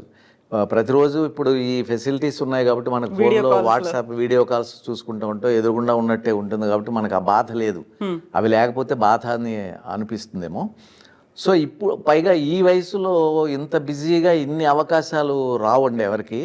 అటువంటిది నాకు రాని భాషలో, నాకు తెలిసిన భాషలో నాకు ఎవరో తెలుగువారు ఇవ్వకపోయినా, నా టెక్నీషియన్స్ ప్రొడ్యూసర్స్ వాళ్ళు కూడా ఎవరు ఇవ్వకపోయినా, సో నాకు రాని భాషలో నన్ను నెంబర్ 1గా ప్రతి మెయిన్ క్యారెక్టర్ వస్తే నన్నే అడుగుతారు. ఖాళీ లేకపోతే నెక్స్ట్ చాయిస్ చూసుకుంటారు. కానీ 3 ఛానల్స్ కూడా నన్నే ఈరోజు 3 ఛానల్స్లో నావి మూడు ఇప్పుడు మరుమగళ్ళు అనేది సన్ టీవీలో నెంబర్ 1గా వెళుతుందండి. సిరగడెక్క ఆశై అనేది విజయ్ టీవీలో వెళుతుంది 9 గంటలకి. అది తెలుగులో తీస్తున్నారు. తెలుగులో తీస్తూ నా వేషం నేను అడిగితే నాకు ఇవ్వలేదు. ఆయన ఓల్డ్గా ఉన్నారు. ఇక్కడ ఓల్డ్ క్యారెక్టర్. అప్పుడు మరి పిచ్చివాళ్ళ వికటన్ లాంటి టాప్ మోస్ట్ కంపెనీ నన్ను పెట్టి తీసి ఇవాళ నెంబర్ 1 విజయ టీవీలో నెంబర్ 1 10కి పైన రేటింగ్లో ఇప్పటికీ వెళుతున్న సీరియల్లో నా వేషం నేను అడిగితే, వాళ్ళని ఫోన్ చేసి అడిగితే ఏమండి అది తెలుగు నేను చేస్తాను ఖాళీగా ఉన్నా అంటే చూస్తాం సార్ చూస్తామని చెప్పి తర్వాత అడిగితే ఎవరో చెప్పారు ఇలా డిస్కషన్లో వచ్చింది ఆయన ఓల్డ్గా ఉన్నారు. సరే పర్వాలేదు. ఇప్పుడు ఎవరు చేస్తున్నారు తెలియదు నాకు, నేను పట్టించుకోను ఇంకా. అప్పుడు నేను ఖాళీగా ఉన్నాను అందుకని నేను అడిగా. ఇప్పుడు నేను బిజీ. తర్వాత నన్ను జీ తమిళ్లోని స్టార్మాలో ఏదో అడిగారు. ఆ టైమ్స్ వాళ్ళు అడిగిన టైమ్స్కి నాకు కుదరలేదండి. ఎందుకంటే నేను అక్కడ ఒక 15 రోజులు 10 రోజులు నాకు అక్కడ వర్క్ దొరికితే అసలు నేను చెన్నై వద్దామని లేదు. ఎందుకంటే మా ఇంట్లో వాళ్ళకి ఆరోగ్యం సరిగా ఉండదు. సో అక్కడ ఉన్నట్టయితే రోజు మార్నింగ్ వెళ్తే రాత్రి వచ్చి ఇంట్లో వాళ్ళని చూసుకోవచ్చు కదా, మనల్ని నమ్మిన వాళ్ళని. అవకాశం ఇవ్వటం లేదు నాకు. ఇప్పుడు తమిళ్ మీకు రాదా? అప్పుడు రాలేదా? ఇప్పుడు మొత్తం నేర్చుకునే? మా ఇంట్లో అందరికీ వచ్చి నేర్చుకోలేదండి, నాకు రాదు ఎందుకో. ఇప్పుడు మాట్లాడడం, డైలాగ్స్ చెప్పడం, వాళ్ళ కమ్యూనికేషన్ చెప్తారు కదా. తెలుగైనా తమిళైనా నాకు ప్రాంప్టింగ్ ఇస్తారు. తెలుగైనా ఇవ్వాల్సిందే. తెలుగైనా ప్రాంప్టింగ్ ఇస్తారు. ప్రాంప్టింగ్ అలవాటు అయిపోయింది. నేను అది వింటూ నా ఇష్టం వచ్చినట్టు చెప్పుకుంటా. డబ్బింగ్ వాళ్ళు చెప్పుకుంటారు తమిళ్, తెలుగు నేనే చెప్తాను. డబ్బింగ్ వాళ్ళు చెప్పుకుంటారు. మనకంటే బాగా చెప్తారు. మనం కొన్ని తప్పులు చేసినా డబ్బింగ్ ఆర్టిస్టులు మనకంటే బాగా చెప్తారు. సరైన ఆర్టిస్ట్ పడితే మనకంటే బాగా చెప్తారు. సో ఎన్నేళ్ల నుంచి ఇక్కడ మద్రాసులో ఉన్నారు, చెన్నైలో ఉన్నారు? అంటే చిన్నగా ఇప్పుడు కూర్చోండి తినండి బాగున్నారా ఇటువంటి ఇదే కాదు కదా, ఎప్పుడు అవే డైలాగులు ఉండవు కదా, ఎన్నో ఉంటాయి అందులో. సో అవన్నీ రావాలంటే అసలు అర్థాలే తెలియదు. ఇప్పుడు కూడా నేను చెప్పింది చూస్తుంటే అర్థమవుతుంది నాకు. చూస్తాను, పెద్ద పెద్ద లెంగ్తీ డైలాగులు చెప్తాను. ఆహా ఓహో అని నా పక్కనే మా హౌస్ ఓనర్ గారు ఇంట్లో చూశాను అనుకోండి, ఏదైనా ఖాళీగా ఉన్న రోజు వెళ్ళి చూస్తే వాళ్ళు చాలా ఎంజాయ్ చేస్తారు. అబ్బా ఎంత బాగా చెప్పారో అనుకుంటూ ఉంటారు. దానికి అర్థం ఏంటరా బాబు, అప్పటికప్పుడు చెప్పారు, అప్పుడు అర్థమైంది, ఆ ఎక్స్ప్రెషన్స్తో చేశాను, తర్వాత దానికి అర్థమే తెలియదు. అయితే ఇప్పుడు మీకు భాష తెలియదు, ఇందులో ఎమోషన్ ఏంటో తెలియదు, మీరు చెప్పిన డైలాగ్ ఏంటో తెలియదు, అయినప్పటికీ కూడా నరసింహరాజు గారు మాకు కావాలి అని చెప్పి తమిళ్ డైలీ విశ్వ గారు డైరెక్టర్, పెద్ద డైరెక్టర్. పూర్వం మనకి విశ్వ గారని చాలా సినిమాలు తమిళ డైరెక్టర్, ఇక్కడ టాప్ డైరెక్టర్. వారు నేను ఒక సీరియల్ చేసాం. వారు ఒక కుటుంబ పెద్ద, నేను ఒకడు. ఆయన చూసి ఒకటే అన్నారు ఆయన, మీకు తమిళ్ రాదని తెలుసు కానీ మీరు ఇంత బాగా మేనేజ్ చేస్తుంటే మీ ఎక్స్పీరియన్స్ మిమ్మల్ని ఇచ్చేస్తుంది. మొదటి సీన్ చెప్తారు కదా, ఏంటి ఈ సీన్ అది. సో ఆ మూడ్ ఉంటుంది. ఆ మూడ్లో డైలాగ్ వాళ్ళు చెప్తే వచ్చేస్తుంది, ఆటోమేటిక్గా వచ్చేస్తుంది. అందుకే కదా ఇప్పుడు మీరు తెలుగు, మేము తెలుగు, మేము హైదరాబాద్ నుంచి చెన్నైకి రావడానికి ప్రధాన కారణం ఏంటంటే మీరు ఇక్కడ సూపర్ సక్సెస్ గా ఉన్నటువంటి సీరియల్స్ చేస్తున్నారు, అందులో లీడ్ రోల్స్ ప్లే చేస్తున్నారు. అంటే ఇంత దూరం వచ్చి అంటే ఇక్కడ మన తెలుగు కంటే కూడా తమిళ్లో బాగా చేస్తే ఎవరినైనా ఆదరిస్తారండి. ప్రజలు కూడా ఆదరిస్తారు, ప్రొడ్యూసర్స్, టెక్నీషియన్స్ కూడా, డైరెక్టర్స్ వాళ్ళు కూడా ఆదరిస్తారు. ఎందుకంటే పూర్వం నుంచి ఇక్కడ ఇండస్ట్రీ అనేది ఉంది, అన్ని లాంగ్వేజ్. అందుకే మీకు ఎంజి రామచంద్రన్ గారు మలయాళీ, ఎంత సూపర్ అది, సీఎంనే చేశారు. రజనీకాంత్ గారు కన్నడ, కొంకణియో కన్నడ, మహారాష్ట్ర బ్యాక్గ్రౌండ్ ఆదరించారు. సో ఇలా ఎవరిని తీసుకుని, అలాగే మోహన్ అని ఉండేవారు, ఆయన కన్నడ అబ్బాయి కూడా. సో మేము జగన్మోహిని ఇవన్నీ సూపర్ హిట్, 1 year ఆడినవి ఇక్కడ. మన తెలుగులో ఇంకా 100 days, ఇక్కడ 1 year. సో ఇవన్నీ ఆదరించారంటే వాళ్ళు ఏంటంటే టాలెంట్ని, ఎంత బాగుంది, ఎంత బాగున్నాడు అంటే అంత చందాలి కదా, ఆ క్యారెక్టర్కి ఎంత బాగున్నాడు, ఇదే వాళ్ళు చూసి ఆదరిస్తారు. తమిళియన్స్, టెక్నీషియన్స్ కానివ్వండి, ఛానల్స్ కానివ్వండి, తప్పకుండా వర్త్ ఉన్న వాళ్ళని ఆదరిస్తారు. ఆంధ్ర కమల్ హాసన్, ఈ పేరు ఎలా వచ్చింది? ఎందుకు ఈ పేరు కమల్ హాసన్ గారు చేసినటువంటి 2-3 ఫిలిమ్స్ నేను చేశానండి బిగినింగ్ స్టేజ్లో. అమ్మాయిలు జాగ్రత్త అంటే సొల్లుతాన్ ననిక్రేన్ అని, ఇది అపూర్వ రాగంగా అంటే తూర్పు పడమర, ఇలా కొన్ని సినిమాలు నేను వారి క్యారెక్టర్ చేయటం వల్ల ఆంధ్ర కమల్ హాసన్. అలా పైగా జుట్టు అది కూడా కొంచెం పెద్దగా ఉండి మీసాలు అవి అలా ఉండేవి, అందుకని ఆంధ్ర కమల్ హాసన్ అంటారు. కానీ టాలెంట్ సైడ్ చూస్తే అసలు ఆయన ఎక్కడో, నేను ఇక్కడ. సో లుక్స్ వైజ్ మాత్రమే అంటారు అసలు? అంటే వారిది కొంచెం చాలా ప్రపంచవ్యాప్తంగా పేరు ప్రతిష్టలు ఉన్నాయి. నేనేంటంటే ఆ క్యారెక్టర్ తగినట్టుగా కాసేపు న్యాచురల్గా ఆ క్యారెక్టర్ అనుకుంటాను, నేనే అనుకుంటాను, ముందుకు వెళ్ళిపోతూ ఉంటాను. అది చేద్దాము, ఇలా చేద్దాము అని అనుకోను, ఆ క్యారెక్టర్ని అనుకుంటాను. డ్రైవర్ అంటే డ్రైవర్ లాగా ఉందాం, డ్రైవర్ని అనుకుంటాను. అక్కడ పోయాక రౌడీ అంటే రౌడీలా ఉంటాను, ఏడుపు మొహంతో ఉన్నా అంటే ఏడుపు మొహంతో అలా డల్గా ఉంటాను, ఏదన్నా గుర్తు తెచ్చుకొని. అయితే ఇన్ని సినిమాలు చేసి ఇవన్నీ చేసిన తర్వాత, గతంలోనే విట్లాచారి అనగానే ఎలా దయ్యాలు ఇవన్నీ ఉండేవో, మన ఫోక్ ఆర్టిస్ట్, జానపద కథానాయకుడు ఉండేదో, ఖచ్చితంగా ఒక స్పెషల్ సాంగ్ అనేది ఉండేది. దాన్ని ఆ టైంలో ఐటమ్ సాంగ్ అనేవాళ్ళకని స్పెషల్ సాంగ్ అనేది ఉంది. దానికి కూడా స్టార్స్ని పెట్టేవాళ్ళు, వాళ్ళతో ఒక సాంగ్ కంపల్సరీ ఉండాలి అనే డిమాండ్ ఎలా వచ్చింది అసలు? అది ఎందుకు వచ్చిందంటే, అది అన్నిటిలో కూడా స్మిత గారు, జయమాల్ గారు, జ్యోతిలక్ష్మి గారు అందరూ ఉండేవారు. సో ఎంత గొప్ప ఫిలిం తీసినా దాంట్లో ఒకటి ఉండాలి కంపల్సరీ, జయమాల్ సాంగ్ ఒకటి పెట్టండి లేకపోతే అని అడిగేవారు. ఎందుకంటే మాస్ పబ్లిక్లో ఉన్నటువంటి పబ్లిక్ అది లైక్ చేస్తారనుకుంటాను ఎక్కువగా. ఎలా ఉండేది ఆ టైంలో అసోసియేషన్? అంటే ఒక టీం అంతా ఉండేవాళ్ళు, ఈ డిఫరెంట్ సాంగ్స్ అనేది ఉండేది, డిస్క్రిమినేషన్ అట్లా ఏమన్నా ఉండేది అసలు? ఇవి హీరో ఉన్నారు, లేకుంటే ఇక్కడ సహాయ నటుడు, లేకుంటే తన స్పెషల్ సాంగ్ చేయడానికి వచ్చింది ఈవిడ హీరోయిన్, అలా ఉండేదా ట్రీట్మెంట్స్ అనేవి? అదేమి ఉండేది కాదు, అందరినీ బాగా చూసేవారండి. అప్పుడు ప్రొడ్యూసర్స్, టెక్నీషియన్స్ డామినేషన్, ఇప్పుడు ఆర్టిస్ట్ డామినేషన్. ఆర్టిస్టులు చెప్పినట్టుగా ప్రొడ్యూసర్స్ కానీ టెక్నీషియన్స్ కానీ వినాలి, డైరెక్టర్ని ఎవరు పెట్టాలి, ఏ ప్రొడ్యూసర్కి డేట్ ఇవ్వాలని వీరు చూస్తున్నారు ఇప్పుడు. అప్పట్లో అలా కాదు, ఈ క్యారెక్టర్ ఇది బాగుంటుందని వారు పిలిచేవాళ్ళు, అవసరం అయితే కొట్టేవారు కూడా. చాలామంది హీరోయిన్స్ కానీ వారు దెబ్బలు తిన్న వాళ్ళు ఉన్నారు, అంటే సరిగా రావటం లేదని, ఎక్స్ప్రెషన్ రావాలి. అందుకని పెద్దవాళ్ళు, పెద్ద డైరెక్టర్స్ కొట్టడం అంటే అదేదో ఇదని కాదు, ఆ కోపం రావటం లేదని చెప్పి అలా కొడితే వస్తుంది. అవన్నీ కూడా భరించేవాళ్ళు, ఎందుకంటే ఒక తపన వీళ్ళకి కూడా ఆర్టిస్టుల్లో ఉండేది. ఇప్పుడు అసలు పెద్దగా డైలాగులే చూడరండి, సినిమాలకే అసలు కాలం చెల్లిపోయింది. ఆ పెద్ద సినిమాలు ఏవో చూడటం తప్పి ఎవరు వెళ్ళటం లేదండి ఇప్పట్లో, సినిమాలకు ఎవరు వెళ్ళటం లేదు.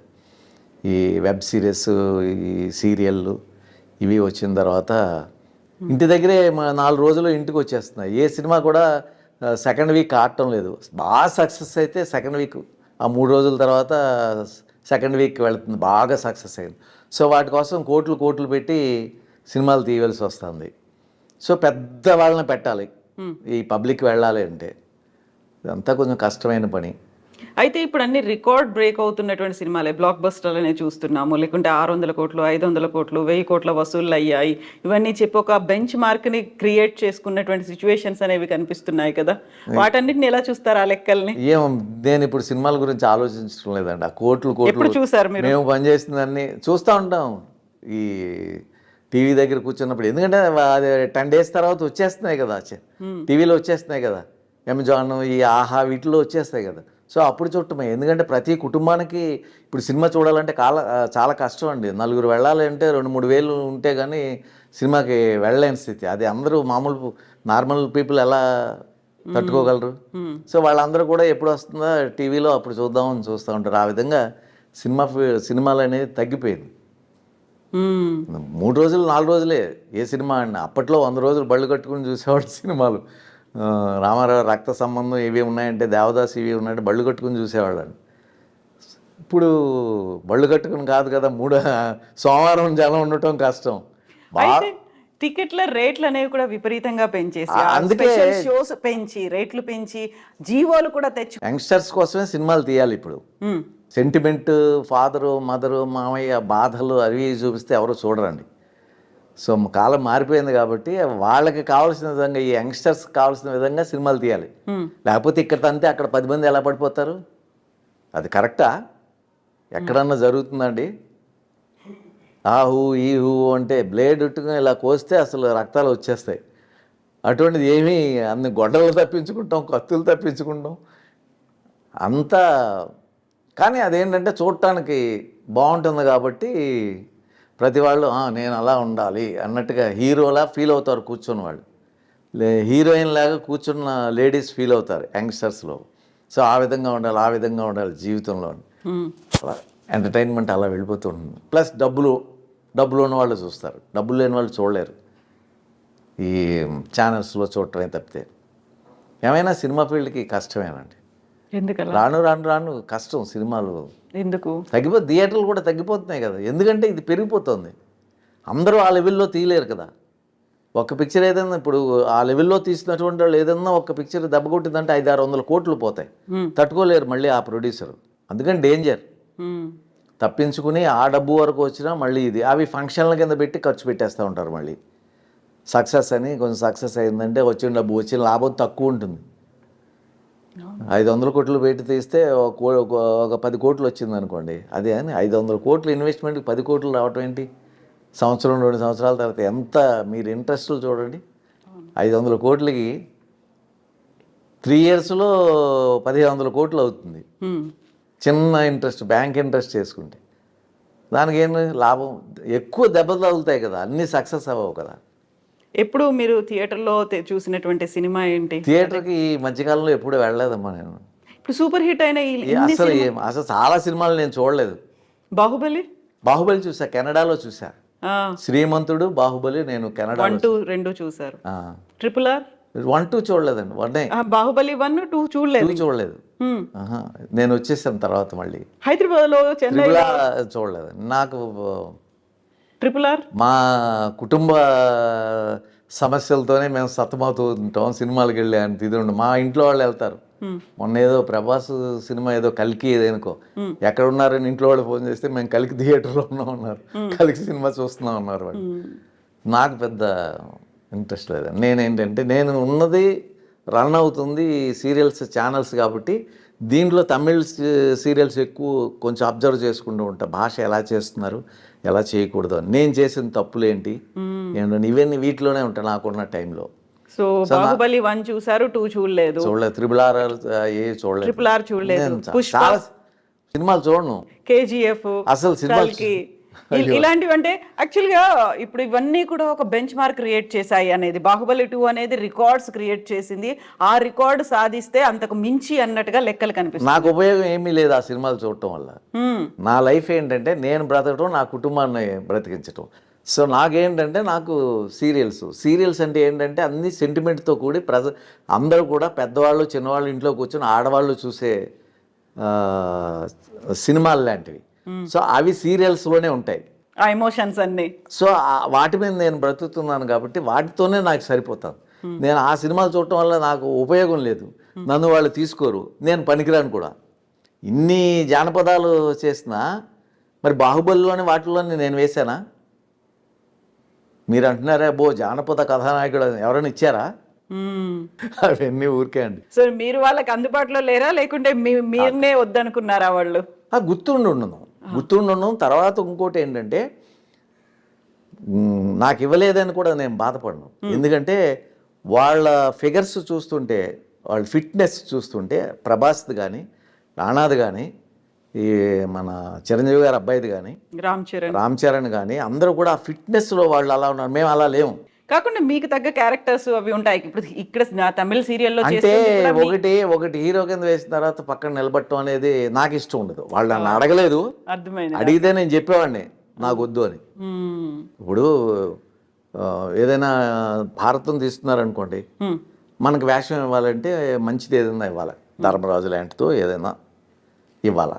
అటువంటి ఒక సో ఆయనకి పెద్ద ఫిట్నెస్ అక్కర్లేదు, చక్కగా ఉంటే సరిపోతుంది. ఇవన్నీ ఇవ్వాలన్నా కూడా కొంచెం ఆలోచించాలి. ఎందుకంటే ఆ వేషం వేసుకుంటే నాకు వేసేవాళ్ళకంటే నేను చిన్నగా అనిపిస్తాను, ఎందుకంటే నా పర్సనాలిటీ అటువంటిది. ఈ తెలుపు సంగతి తీసేస్తే నా ఫేస్ కానీ నా హైట్ నా బాడీ అది చిన్న పర్సనాలిటీ. సో నేను పెద్ద పర్సనాలిటీ పక్కనే అన్నగారి కింద తండ్రి కింద పనికిరాను.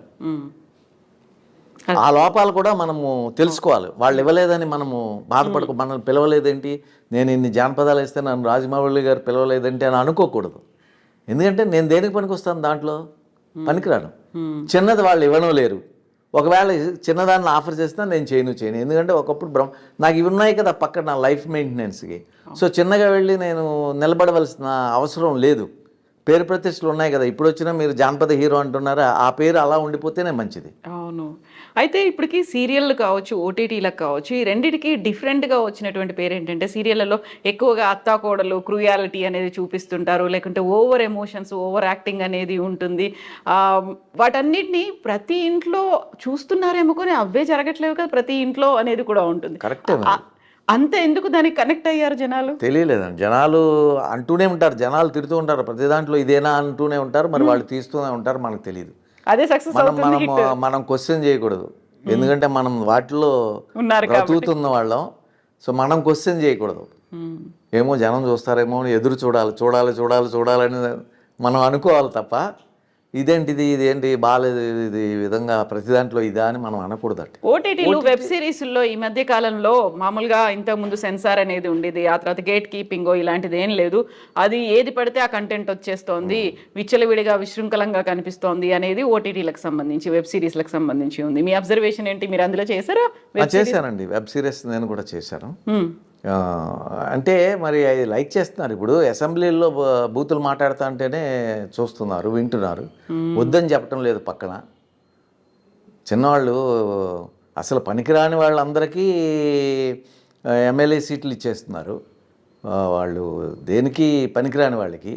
సో పేరు ప్రతిష్టలతో వాళ్ళు నెగ్గేస్తున్నారు. నెగ్గిన తర్వాత ఇంకా అసెంబ్లీలో మన ప్రజల సమస్యల గురించి వాటి గురించి మాట్లాడకుండా ఎంతసేపు ఎదటి వాళ్ళని విమర్శించటం, కక్ష పెట్టుకోవటం, లేకపోతే బూతులు మాట్లాడటం, వాళ్ళ ఫ్యామిలీస్ గురించి బూతులు మాట్లాడటం, ఇటువంటి వాళ్ళకి ఎలా ఓట్లు వేస్తున్నారు.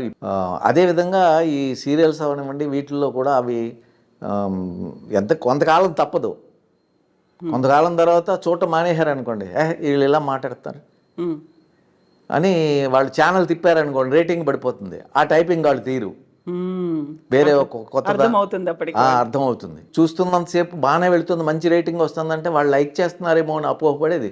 సో దాంట్లో ఇది ఉంది కాబట్టి, ఈ కంటెంట్ ఉంది కాబట్టి మనం ఇలా తీయాలని మరొకడు ఆ విధంగా వెళుతున్నారండి. సో మీరు జానపద కథానాయకుడిగా విఠలాచారి గారి సినిమాల్లో అన్ని సినిమాల్లో వేషాలు వేసినప్పుడు, మీకంటూ ఒక రేంజ్ని క్రియేట్ చేసుకున్నప్పుడు, ఆ టైంలో వచ్చినటువంటి జనరేషన్, చిరంజీవి గారు కావచ్చు, అప్పుడు కొదమసింహం అనుకుంటాను కదా, అదే టైంకి అప్పుడు రిలీజ్ అయినప్పుడు కాంపిటీషన్ అనేది కనిపించేదా మీ మధ్యలో? ఎలా ఉండేది అసలు? నేను ఎప్పుడూ అనుకోలేదమ్మా. చిరంజీవి గారు ఫస్ట్ పిక్చర్ నాదే, పునాదిరాళ్ళు. పునాదిరాళ్ళు మేము 5 కుర్రోళ్ళం కలిసిమెలిసి ఉండేవాళ్ళం. తర్వాత కొన్ని రోజుల తర్వాత పున్నమినాగులో చేశాము. ఆయనదేమో నెగిటివ్ క్యారెక్టర్, నాది. సో నాకు ఏమంటాము, స్నేహితుడిని మిత్రుడు అంటాం. నాకు ఆప్తమిత్రుడు. ఆప్తమిత్రుడు అంటే ఆపదల్లో ఆదుకునేవాడు. అలా ఉన్న 2-3లో నాకు చిరంజీవి కూడా ఒకరు.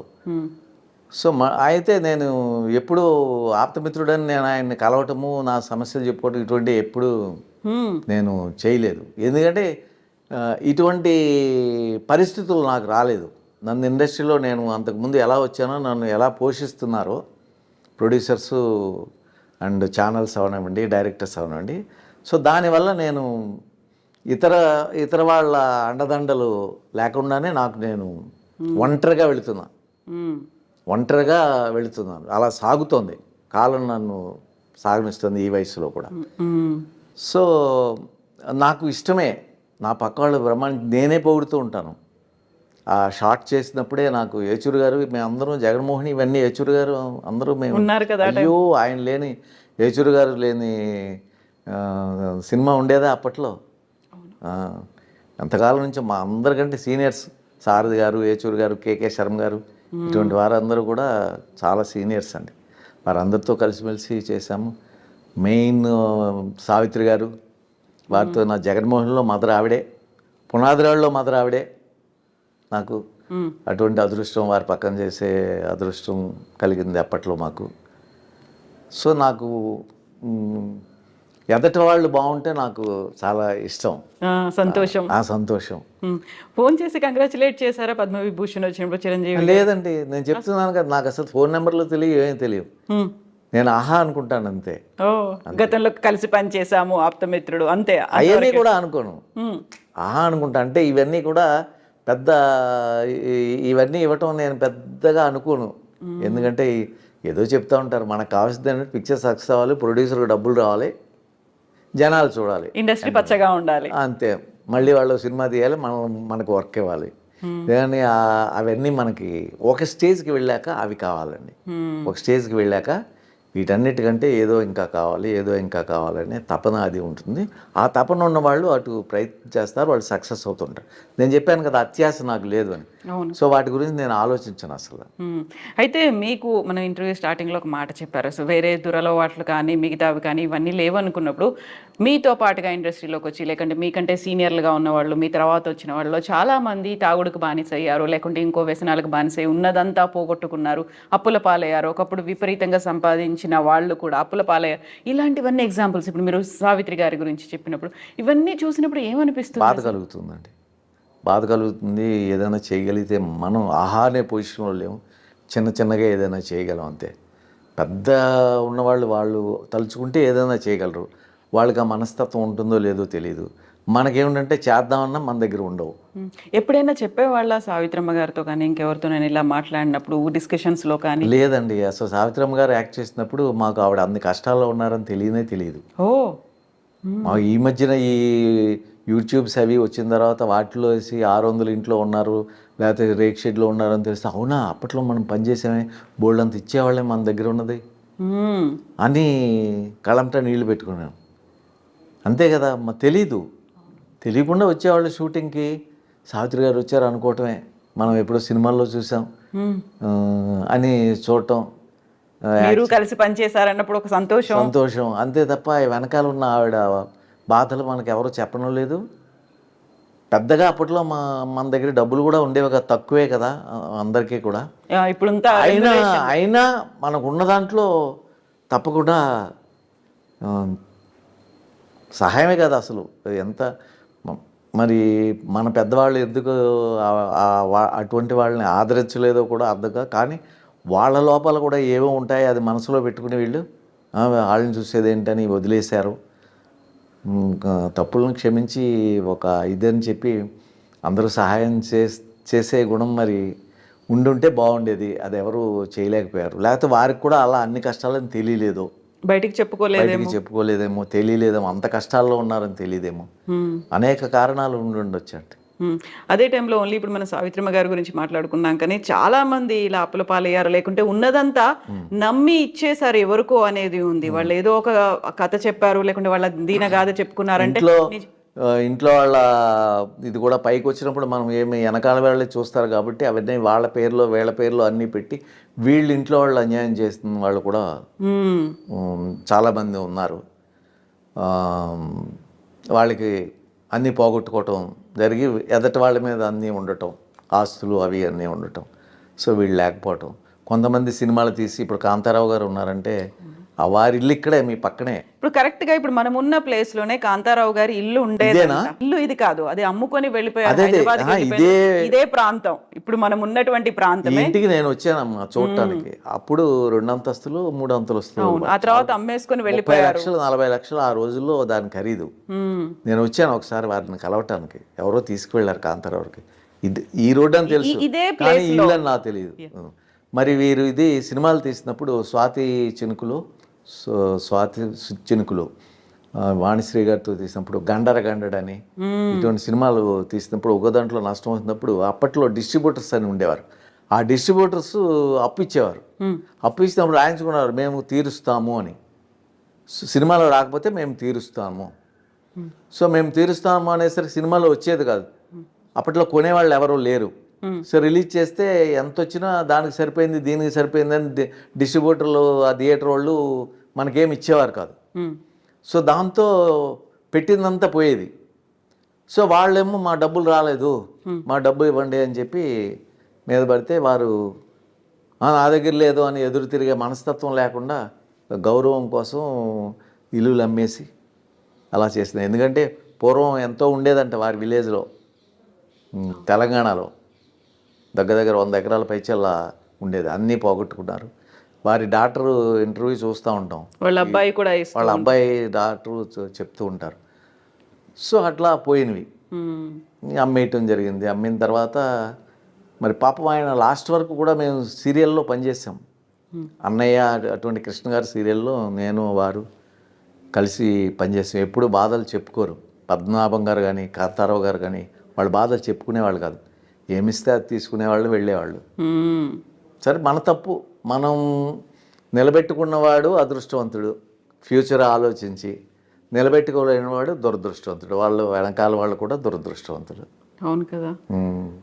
ఇప్పుడు నాకు అదే కాట్రగడ్డ ప్రసాద్ గారు చెప్పినప్పుడు ఆ మాట, ఇప్పుడు మనం ఉన్నటువంటి ఈ ప్రాంతంలోనే కాంతారావు గారి ఇల్లు ఉండేది, దాన్ని అమ్ముకొని వెళ్ళిపోయారు. ఆ తర్వాత హైదరాబాద్కు షిఫ్ట్ అయిపోయారు, ఇక్కడ మారిపోయింది ఆ సినిమా వల్లే. ఆ సినిమాలో దగ్గర 15 లక్షలు 10 లక్షలు ఇవ్వాల్సి వచ్చి వాళ్ళ మీద పడి కోర్టులు అనేది అంటే వద్దు బాబు అని అమ్మేసి ఎంతకు వస్తే అంతకు అమ్మేసి ఇవాళ దగ్గర 10 కోట్లు 20 కోట్లు ఆస్తి అది ఈ గ్రౌండ్. అది మరి అయితే ఇప్పుడు ఉన్నటువంటి సిచ్యువేషన్లో చూసుకుంటే గతంలో ఒక సినిమాకి అయినటువంటి బడ్జెట్ ఎంత ఉందో అంతకు మించి ఒక ఆర్టిస్ట్కి ఇప్పుడు రెమ్యునరేషన్గా ఇస్తున్నారు. ఈ కంపారిజన్ అనేది ఎలా అనిపిస్తుంది మీకు? పరిణామక్రమం అనుకోవాలా లేకుంటే డిమాండ్ పెరిగిందా? అంటే కాలం మారింది అంతే అండి. అప్పటిదప్పుడే అప్పుడు రూపాయి విలువ ఇప్పుడు అప్పుడు 1000 రూపాయలు, ఇప్పుడు లక్షలు. అయితే నరసింహరాజు గారు పెద్దగా ఎవరికి శత్రువు కాదు, ఎవరికి అంత పెద్దగా మిత్రత్వం ఉన్నప్పటికీ హాయ్ హలోలు ఇవన్నీ ఉండకపోయినప్పటికీ వివాదాస్పద రహితుడు, ఎక్కువ వివాదాలు అనేవి లేవు కదా అసలు. అంటే పేరైతే ఉంది. అంటే వివాదాలు లేవంటే ఏదైనా మాట్లాడింది వేరే విధంగా ఛానల్స్ వాళ్ళు పెట్టకుండా ఉంటే ఎందుకంటే ఉదాహరణకి ఛానల్స్ కాదు ముందు నుంచి కూడా ఎక్కువ గొడవలు కూడా పేపర్లో అప్పుడు పోనీ పేపర్లో ఏదైనా మాట్లాడితే దాని ఎందుకు అలా చేస్తారో తెలియదు. అంటే ఒక అట్రాక్టివ్గా ఉండటానికి అలా పెడతారో టైటిల్స్ పెట్టి. చిరంజీవి గారు ఉదాహరణకు ఒకటి చెప్తాను. చాలా కాలం మేము ఎప్పుడూ కలవలేదు. నాగబాబు గారు నేను ఒక సీరియల్ చేస్తుంటే మా ఇంటికి ఎప్పుడు రాలేదంటే రాలేదులే, అక్కడ అందరూ ఉంటారు పెద్ద వాళ్ళు అందరూ, నేను ఎందుకు, అంతే తప్ప ఏం లేదు నాగబాబు గారు అని చెప్పాను. అన్నయ్య రేపు ఎల్లుండి వస్తున్నాడు, ఏదో సినిమా ఉందండి శంకర్దాదా, మీరు గుర్తుంది అది, సంతోషం సీరియల్ చేశారు. అప్పుడు వెళ్దాము నువ్వు ఉంటే నా ఎవరో అడ్డు పెట్టరు కదా ఈ ఇప్పుడు కొత్త వాళ్ళు ఉంటారు కదా చుట్టూ, వాళ్ళు అడ్డు పెడతారు. పిఆర్ ఉంటారు, సెక్యూరిటీ ఏదైనా అంటే ఇదేంటి వీళ్ళు అడ్డు పెడతారని మనకు అహం రావచ్చు. నాగబాబు గారి దగ్గరికి వెళ్ళినప్పుడు నాగబాబు నెక్స్ట్ డే వారు వచ్చారు. ఓకే, చిరంజీవి. సో మేము ఇదే అయిన తర్వాత లంచ్ టైంలో వెళదాము అని అనుకున్నాం. లంచ్ టైంలో వెళదాం సార్ అన్నారు నాగబాబు గారు. సరే అండి. ఈ లోపల వారే వచ్చారు. ఏదో పలకరించుకున్నాం, అందరూ కాళ్ళ మీద పడ్డారు, నమస్కరించారు, అది ఇది. ఆయన నన్ను కౌగులించుకున్నాడు. ఏమయ్యా ఎలా ఉన్నావు రాజు అని. బాగానే ఉన్నాను. మా డైరెక్టర్ని కూడా పరిచయం చేస్తే ఆయన దూరం వెళ్ళిపోయాడు. ఆయన కొంచెం అదొక టైప్ మెంటాలిటీ, ఇన్ఫీరియారిటీ కాంప్లెక్స్, ఆయన వెళ్ళిపోయారు, హలో అని వెళ్ళిపోయారు ఆయన. సో నేను దూరంగా ఉన్న ఫోటోలు తీసుకుంటా అంటే తర్వాత నా మొదటి హీరో గారు రండి ఫోటో దిగాలి అని ఫోటో దిగాను. నాగబాబు, నేను, ఆయన. అదే నా ఇంట్లో ఉంటుంది. నా ఇంట్లో ఫోటో లేదు ఏమీ, ఇది ఒక్కటే ఉంటుంది. నేను ఎప్పుడు పెట్టుకో, నా ఫోటోలు కూడా పెట్టుకోలే. దీన్ని ఏమని రాశారు, నన్ను ఆయనే నా దగ్గరికి వచ్చాడు అని హెడ్డింగ్ పెట్టి ఒక యూట్యూబ్ వాళ్ళు వేశారు. అది ఎంత బాధపడతారు. మీరు దూరంగా ఉన్నారు, చిరంజీవి గారే వచ్చేసి మిమ్మల్ని కలిశారు అని. అలా అని కాదు, అది ఎలా ఉంటుందంటే అది చదివే ఆయనే నా దగ్గరికి వచ్చాడు అని ఇలా నా ఫోటో వేసి చిరంజీవి వేస్తే నేను వాడిని కలవను, వాడే నా దగ్గర రావాలి అన్న మీనింగ్ రావటంలా తప్పు కదా. అది లోపల మ్యాటర్ వేరే ఉంది, లోపల ఏమి చెప్పామో అదే ఉంది. సో ఈ జనానికి అట్రాక్షన్గా ఉండటానికి వీళ్ళు ఇది చేస్తారు. అర్థమైంది. దీనివల్ల ఏంటంటే మనసులో అది లోపల మ్యాటర్ చదవలేదు అనుకోండి, అది గుర్తుపెట్టుకున్నామంటే ఇప్పుడు నేను ఆప్తమిత్రుడు అంటున్నాను, అది కాకుండా అతనే నా దగ్గరకు వచ్చాడంటే ఏంటి ఎలా అంటాడు అని అనుకోరా హెడ్డింగ్ చూసి చదివే సమయం లేకపోతే. అవును కదా. మరి ఇలా ఉన్నాయి. కొంతమంది ఏమో బతికున్న వాళ్ళని చంపేస్తున్నారు, ఫోటోకి దండలు వేసేసి చచ్చిపోయారని రాస్తున్నారు, చనిపోయిన వాళ్ళు బతికున్నారని రాస్తున్నారు. ఇలా అయిపోయింది. కాలంతో పాటు నవ్వుకోవటం, వెళ్ళిపోవటం. ఇదే ఆలోచించామనుకోండి మనం ముందు మీరు అన్నట్టు అనారోగ్యం పాలైపోతాం. అయితే ప్రతిసారి ఇప్పుడు మీరు ఈ మాట అన్న తర్వాత నేను అంటున్నాను, చాలా వరకు వీళ్ళు మాకు తెలుసు, లేకుంటే వాళ్ళ ఫ్యామిలీకి మేము చాలా క్లోజ్, లేకుంటే ఆ పిల్లలు మమ్మల్ని ఇలా పిలిచేవాళ్ళు. మీరు ఒక రాజు రావయ్య అని చిరంజీవి గారు పిలిచారు కదా. సో ఇంత ప్రతిదాన్ని ఇప్పుడు గొప్పగా చెప్పుకోవాల్సినటువంటి పరిస్థితులు ఏర్పడాయి అనిపిస్తోంది కదా ఇప్పుడున్నటువంటి సిచ్యువేషన్లో చూస్తే. లేదు నాకు చిరంజీవి గారు చాలా క్లోజు, బాల్యమిత్రుడు, లేకపోతే వీళ్ళు మేము చిన్నప్పటి నుంచి కలిసి పెరిగేవాళ్ళం, ఇలా పిలుచుకునేవాళ్ళం, ఇలా ఆడుకునేవాళ్ళం, ఇలా సినిమాలు చూసేవాళ్ళం, అదంతా చెప్తే చాలా గొప్పగా అనిపిస్తోంది కదా ఇప్పుడు. ఏమో మరి ఎలా ఫీల్ అవుతారు. అబ్బా ఊరికే సోది చెప్తున్నాడు కూడా అనుకునే వాళ్ళు కూడా ఉంటారు. మెయిన్ మ్యాటర్ చెప్పకుండా మైండ్ సెట్ ఎలా ఉంటుందో తెలియదు చదివే వాళ్ళది. ఏదైనా మనం మాట్లాడుతుంటే సోది చెప్తున్నాడు, అబ్బా సోది చెప్తున్నాడు ఏంటో అని పక్కకి వెళ్ళిపోతారు. సో మెయిన్ మ్యాటర్ చెప్తుంటే అది ప్రజెంట్ది కావాలి, ప్రీవియస్ వద్దు. కానీ చాలా మందికి ప్రీవియస్ హిస్టరీ ఏంటి, వాళ్ళ బ్యాక్గ్రౌండ్ ఏంటి, లూప్ హోల్స్ ఏంటి, ఇవి తెలుసుకుంటే అవన్నీ వద్దండి. అవన్నీ ఎవరో వినరు, తిప్పేస్తారు. ప్రజెంట్ ఏదైనా చెప్పగలిగితే ప్రజెంట్ ఉన్నోడిని వాడు ఎదవా, వీడు మంచివాడు, ఇది మాట్లాడితే వీడు బాగా మాట్లాడుతున్నాడు, వీడు ఇది చూడాలి అంది. కానీ వాడు మంచివాడు, వాడు చేసిన మంచి పనులు ఇవి అన్నాకని చూడరా.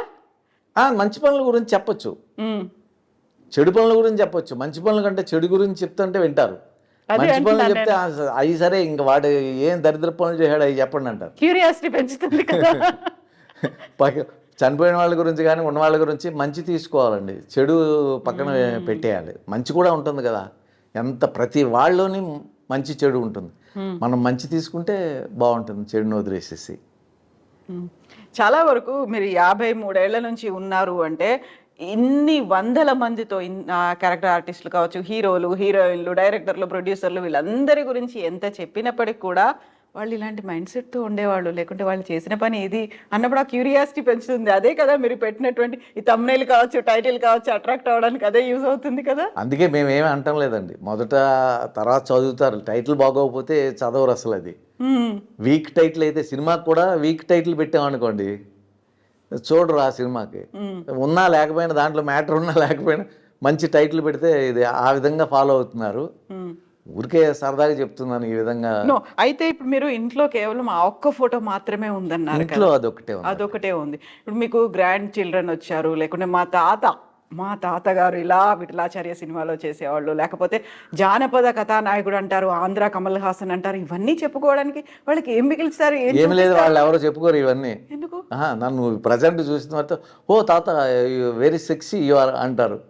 ఏదన్నా ఇది ఉంటే ఇదే మాట్లాడతారు తప్పితే గతం నువ్వు సినిమా హీరోవి అవి ఇవి ఇవేమి మా మనవలు తెలుసా?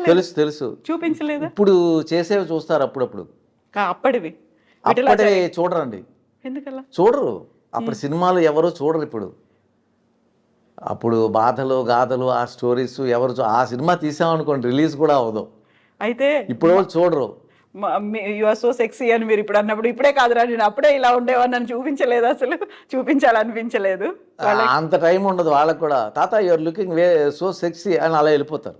ఏజ్ ఎంత? చిన్నపిల్లలు. ఏమనిపిస్తుంది అప్పుడు మీకు? వాళ్ళకి అలా అనిపించింది, అలా మాట్లాడుతున్నారు. ఆ టైంలో మీరు హీరోగా ఉన్నప్పుడు ఇలాంటి కామెంట్స్ ఎవరి దగ్గర నుంచి వచ్చాయా? వచ్చినా ఏదేంటో మనకి తెలుసు కదా, పెద్దగా రాలేదు. ఎందుకంటే మనం క్లోజ్గా ఎవరితోని కూర్చొని ఏదైనా సీన్ గురించి డిస్కస్ చేయటము, లేకపోతే వెళ్ళిపోవటం, ఆ టైంకి రావటం వెళ్ళిపోవటం. పెద్దవాళ్ళు కదండి అందరూని. మేము యేచూరి గారు మేము శారద గారు మాట్లాడుకోవటమే గొప్ప కబుర్లు చెప్తాం. అందులో వీళ్ళు మాట్లాడేది నేనే వింటమే, ఎందుకంటే వాళ్ళు కమిడియన్స్, టాప్ కమిడియన్స్ వీరు. ఎప్పటి నుంచో ఉన్నవాళ్ళు కదా. మేము కొత్తలో వచ్చినప్పుడు ఆ టీ నగర్ అది ఇక్కడే పాండీ బజార్లో వీళ్ళందరినీ చూసేవాళ్ళం. యేచూరి గారిని, కేకే శర్మ గారిని, శారద గారిని, పొట్టి ప్రసాద్ గారిని, వీళ్ళందరూ ఒక్కొక్కరు ఒక్కొక్క డిఫరెంట్ టైప్ కమిడియన్స్. సో ఎంత రియల్ లైఫ్లో ఎంత నవ్విస్తారో వీళ్ళు. సో వీళ్ళన్నీ మేము చూస్తూ ఉండటమే. వాళ్ళకి చెప్పేంత కానీ వాళ్ళ ఇది కానీ మాకు లేదు. అప్పుడు లేదు, ఇప్పుడు లేదు.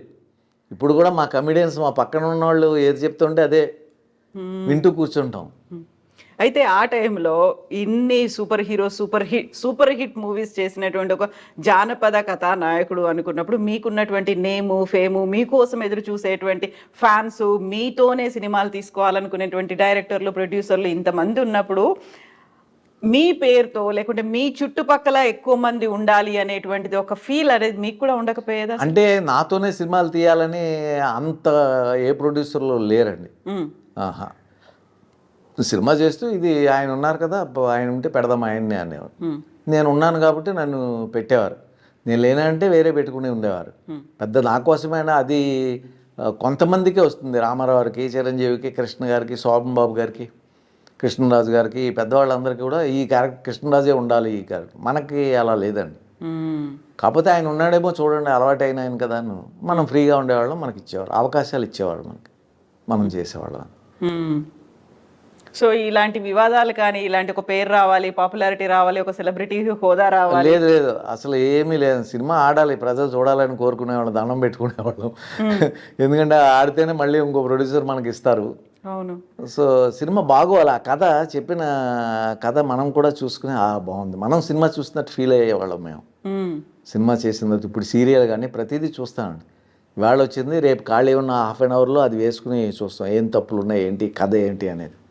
థ్యాంక్ యూ సో మచ్ రాజు గారు. నిజంగా మీ దగ్గర నుంచి బోల్డ్ అని నేర్చుకున్నాను. నేను ఫిలాసఫీ ఏంటి అనేది నేర్చుకున్నాను. మనుషుల్ని ఎలా నమ్మాలి, ఎలా నమ్మకూడదు, ఎంత దూరంగా ఉండాలి, ఎంత దగ్గర అవ్వాలి, బోల్డ్ అని వచ్చాయండి.